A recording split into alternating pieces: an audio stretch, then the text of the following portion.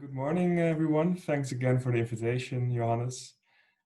So if this were a real meeting, it would have looked like you see here on the left. This is a photo of a workshop that we organized in Mikai last October. Unfortunately, due to circumstances, I cannot be in Lübeck now. It would have been great to see Lübeck because I've heard many nice things about the city. My talk will be about generative adversarial networks in medical imaging, which are quite a popular model right now for all kinds of applications, which I hope to show you in this talk. So when we talk about deep learning in medical imaging, headlines like these come to mind, like AI is beating doctors for breast cancer screening, for heart attack prediction, retinal image analysis, and even COVID-19 analysis, which the next speaker will tell you more about. And all these systems typically use a lot of data and are supervised learning systems where there is a discriminative task, where there is an image and the goal is to say something about that image. Is there cancer in the image? Is the patient diagnosed with COVID-19? And I'm saying this because I want to make a distinction first between discriminative models and generative models, which will be the focus of my talk. So a discriminative model is what you typically see in medical imaging applications and in computer vision applications for deep learning, where there is an input image, in this case a robot, and then there is a convolutional neural network, in this case quite an abstract representation where we have convolution layers and we downsample the image, and at the end the prediction should come out. So in this case the network should say that this is a robot. And these models are quite strong and widely used in medical imaging. But recently there's also been a lot of interest in more generative models.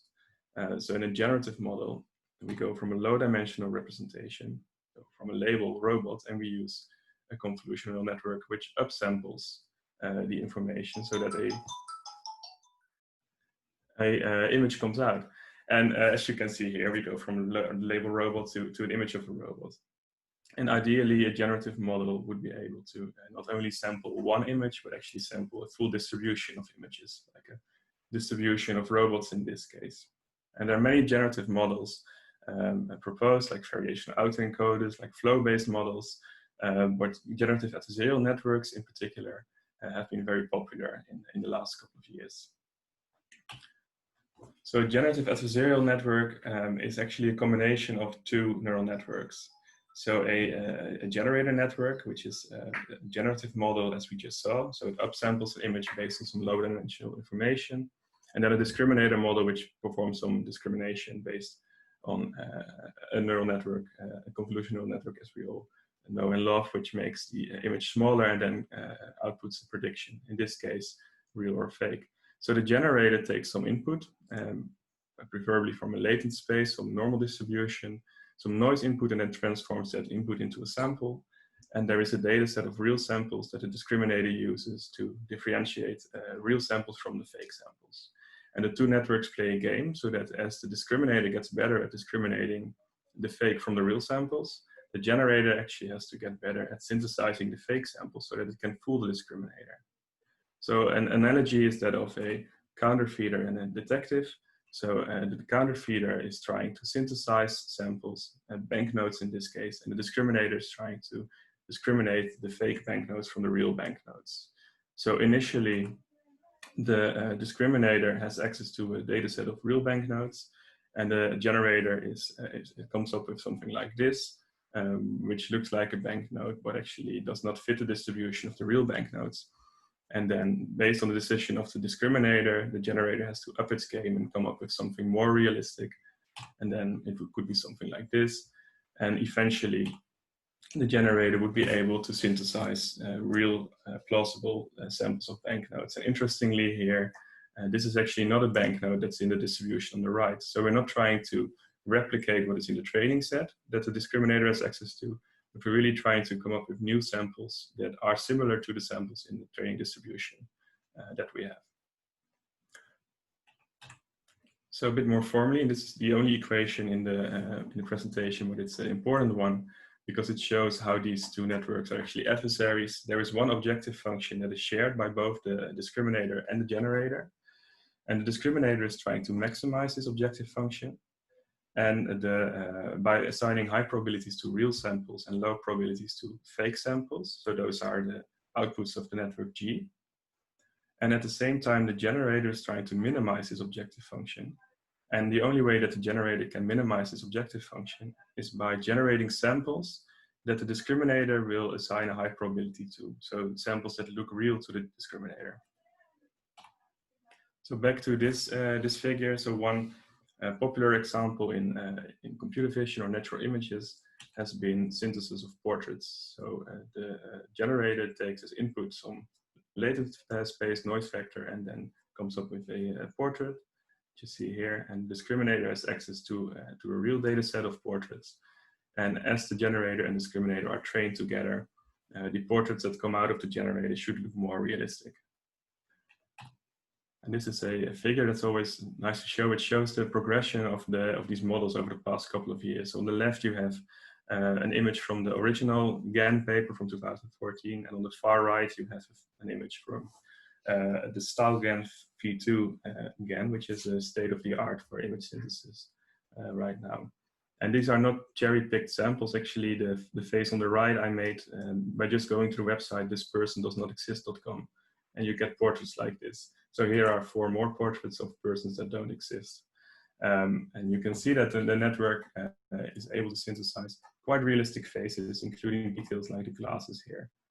But also things go wrong sometimes, like the background here is quite hard to synthesize properly. So why is this interesting for medical image analysis?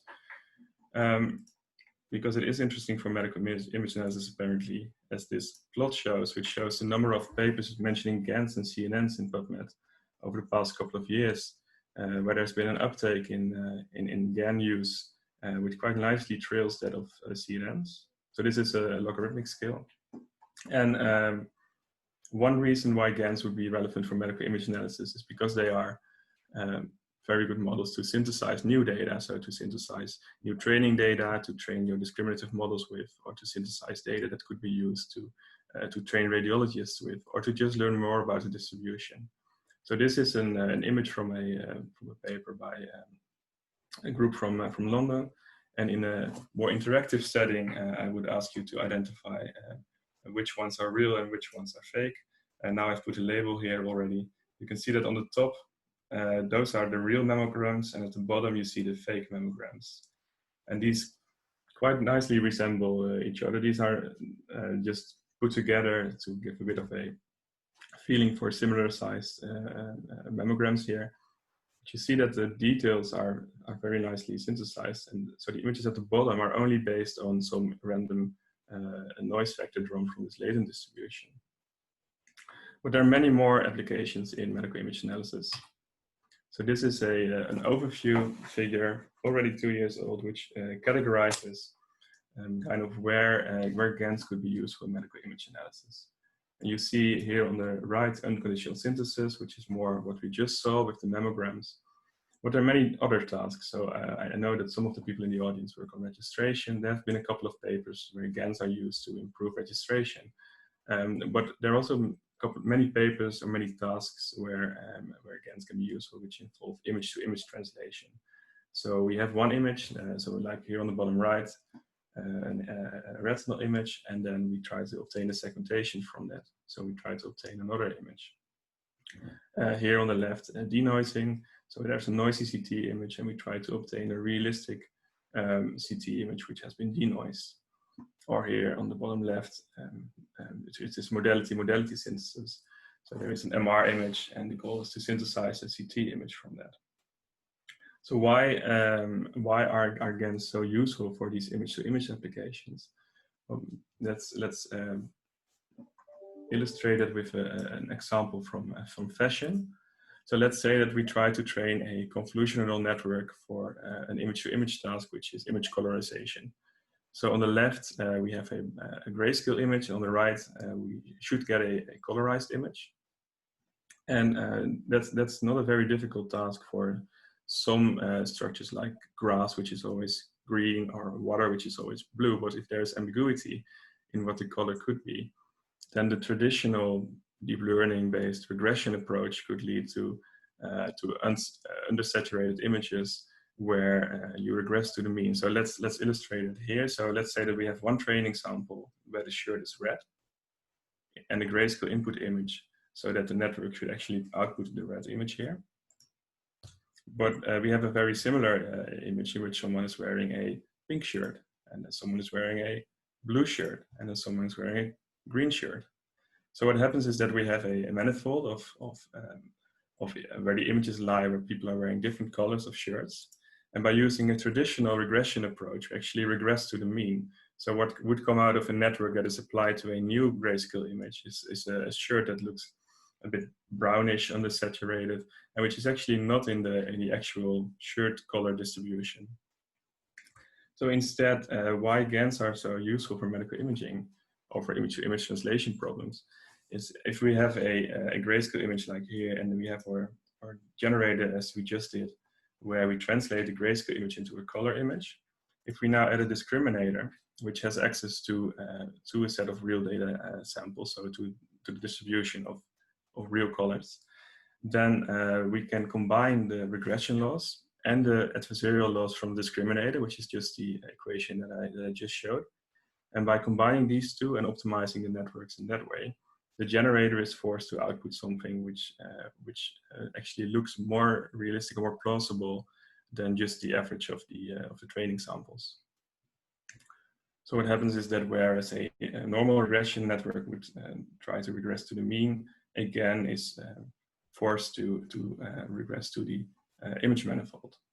So an example from medical imaging, in one paper that we wrote, is where we had a data set of patients who were scanned with a normal CT dose of 0.9 millisievert, which gives an image like here on the left, where the image is of good quality. There is some noise in there, but it's normal CT noise. And this is a diagnostic image. You can threshold the image, as you see here on the right, and then identify the calcifications. So those are the bright spots here and the red spots here, and then quantify that to get a calcium score, which is a predictor of cardiovascular risk. Now, if we lower the CT radiation dose in these patients, we get a much noisier image, as you can see here. And actually, in fact, these images were not diagnostic because the calcium score could not be computed based on these images. So the goal here was to denoise the images. But in a traditional regression approach, we would get very smooth images, which would look quite unrealistic to an actual radiologist. And that's what you see here on the left, the noisy image, on the right, the smoothed output of a regression. You can ignore the red boxes here, and this is a phantom image, but for real CT images, you could get similar situations. So what we did here was combine this normal network with a adversarial loss.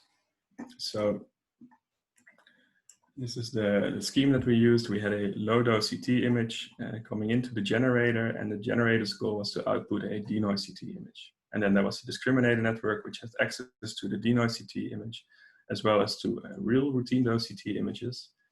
And these networks were trained in an adversarial way so that the generator in the end should output images which have a noise distribution similar to the real routine dose CT images. Now, an additional challenge here is that the data set actually consisted of separate acquisitions for one patient.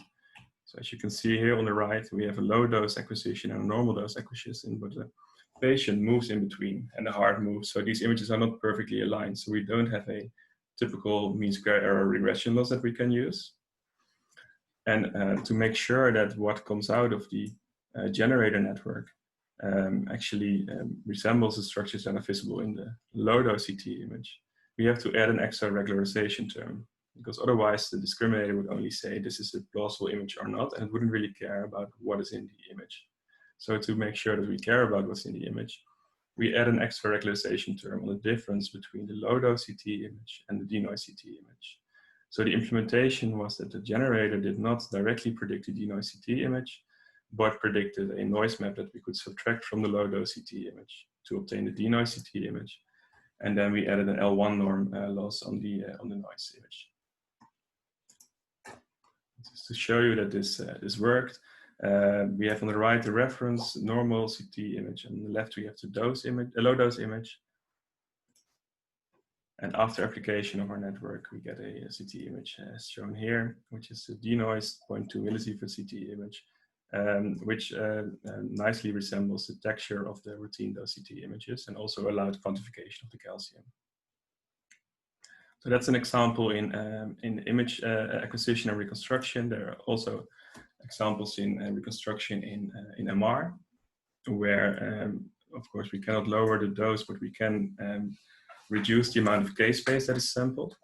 So you see that on in this figure, with an undersampled case space, you can use a zero filling approach to obtain a poor quality image as here, and then use a generator, or actually a sequence of generators to obtain a higher quality image, as you can see on the right, which is then by a discriminator classified as either real or fake. And by training this, image quality can be substantially improved, while the case space sampling can be reduced. So this is an example from that study where the full reconstruction looks like the image here on the left, and by zero filling the 10% sampled case space, you get a low quality images here. And then these are more conventional deep learning approaches where there is quite some smoothing in the image and it looks a bit cartoonish. Whereas if you use the GAN approach, as on the right here, you get a much more realistic looking image, which still contains the same information as the real full reconstruction image. Similarly, there are applications in segmentation. So segmentation, we typically use voxel-wise losses, which tell us something about the classification accuracy of a particular voxel, but don't really say anything about the plausibility of the segmentation that comes out, which could lead to many small false positive areas or false negatives. So you could use a discriminator network, as is done in this again approach, which looks at the segmentations that come out of the normal segmentation CNN, and then classifies whether those are feasible segmentations or not. And in this case, there was a critic instead of a discriminator more, which would compare the real and fake segmentations, or fake automatically obtained segmentations. And another very interesting application in which you use two data sets of patients, one data set of patients which have a particular disease and one data set of patients which don't have the disease, which is called pseudo-healthy synthesis, where you take the images of the patients with a disease and transform those using a GAN into images of patients that don't have that disease. And then by subtracting those two images, you can look at the effects that a particular disease has on the brain or on another body part. So in this case, on the brain, there are patients with Alzheimer's disease. The network is trained to predict the difference between the input image and what the image would look like if it was healthy. And the discriminator discriminates healthy patients from the pseudo-healthy image. And then by looking at this difference image and showing that on the actual image, you can quite nicely visualize what the effect is of Alzheimer's disease, where the ventricles get larger and the hippocampus gets larger here. And on the right here, you see the observed differences in a set of patients for which both images were available. And on the left, you see what would be a class activation map obtained based on a trained discriminator network, which is a lot more blurry and less informative.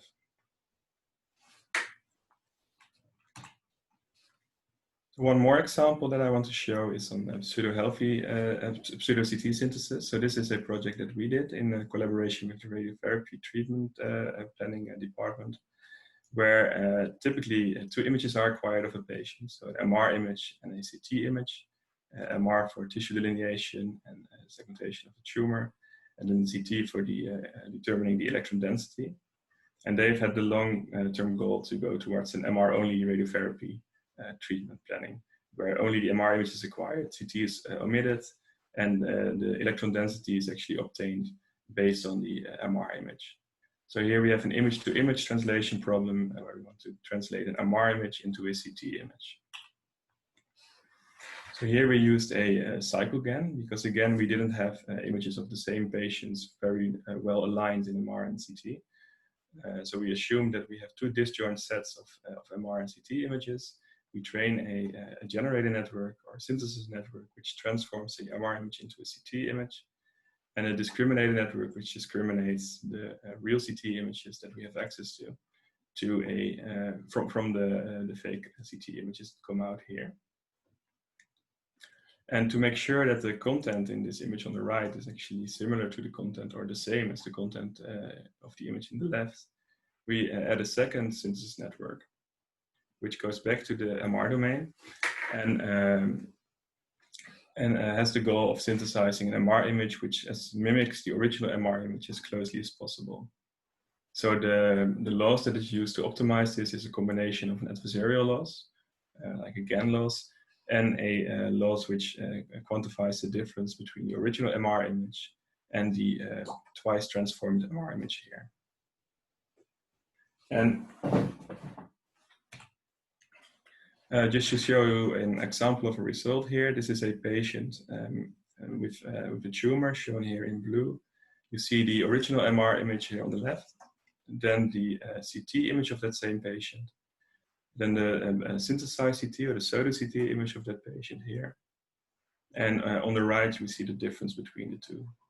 So you can appreciate that the differences are in general very small between the pseudo-CT and the real CT image. There are some differences at the interface between bone and soft tissue, which might also be due to mixed registration of DCT and the MR image here. And then there are some differences here in the nasal cavity. The ultimate evaluation here was to see whether the pseudo-CT image could be used for radiation therapy planning. So that's what you see here at the bottom, the original radiation therapy plan or the dose distribution based on the real CT image. And then on the right here, you see the dose distribution in the brain based on the pseudo-CT image. And then here on the right, you see the difference between these two, the relative difference, which I've been told was well within in reasonable bounds. So these are the success stories of GANS in medical imaging, and there are many papers coming out every month applying GANS to medical problems, but there are some things to be aware of and some risks associated with GANS. So GANS model, especially image-to-image GANS, model a translation between two domains, and there could be some challenges if the domains are quite different. So I have not seen a GAN yet which can translate cats into dogs, for example, and the other way around. And a challenge would also be if there are some unexpected inputs. So like in all machine learning models, if you put something in which has not been in the training set. So to illustrate that, this is a CYCLEGAN application where horses have been transformed into zebras. And as you can see, it works quite well. So it looks like a zebra. The background is a bit more brownish in the zebra side, which could also make sense because images in the training set with zebras are probably taken on the savannah instead of in a nice green pasture like this. But you can also see that the fence here, for example, gets zebraized.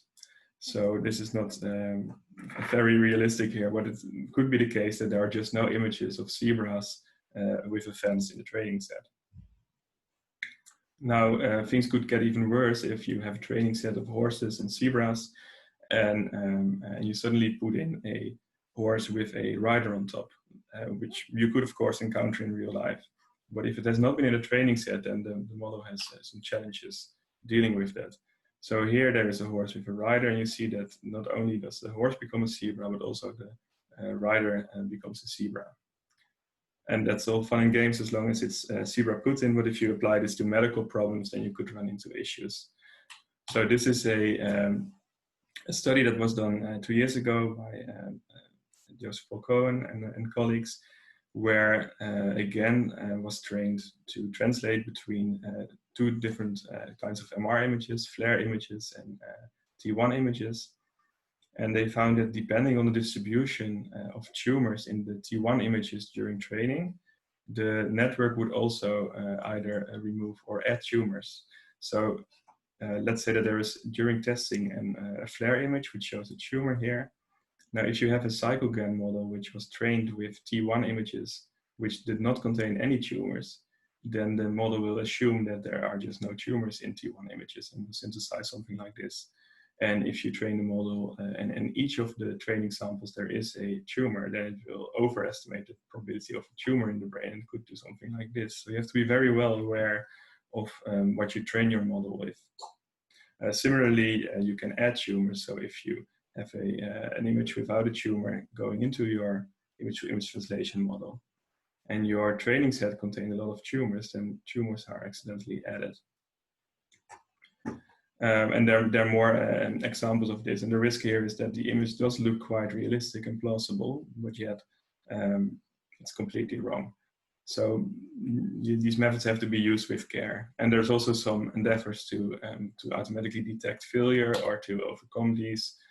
So on the left is an image from a harmonic GAN, which also noticed this. These authors also noticed this drawback of CYCLEGAN. And you can see here the same thing where a flare image with a tumor goes in. The ground truth T1 image obviously also shows the tumor, but the CYCLEGAN image does not show the tumor. And these authors propose to use an additional loss term to make sure that the pairwise differences between locations in the input image are actually also preserved in the output image. And on the right is a figure from one of our own papers where we try to estimate the uncertainty in the outcomes of the generators of the CYCLEGAN to make sure that if an image goes in, which actually is not supposed to go in, like a T2 image or some other image instead of a T1 image, that the network automatically identifies that something is wrong based on the uncertainty in the estimation. So to summarize, GANs are powerful models for image synthesis, and there are many applications in medical image analysis, both for synthesis of new images as well as for more conventional tasks like segmentation, registration, denoising, and artifact removal. What it is, maybe more than in more traditional CNNs, very good to be aware of the dataset biases and the risk of hallucinations, so of pathology being introduced or accidentally removed. And if you want to read a bit more about that, we wrote a book chapter in this handbook of MICI, but there are many other sources as well, but I would highly recommend this one. And with that, I would like to thank you for your attention, I assume, because it has been eerily silent on the other side. But I hope you enjoyed this talk. And yeah, like Johannes said, I will not be there for the roundtable, but I'm not sure if there's a possibility to ask questions now. Otherwise, feel free to reach out to me via email or otherwise. Thank you. Yeah, thank you, Jelmer, for this very interesting talk. We have indeed some time for questions, so we started like 15 minutes beyond schedule.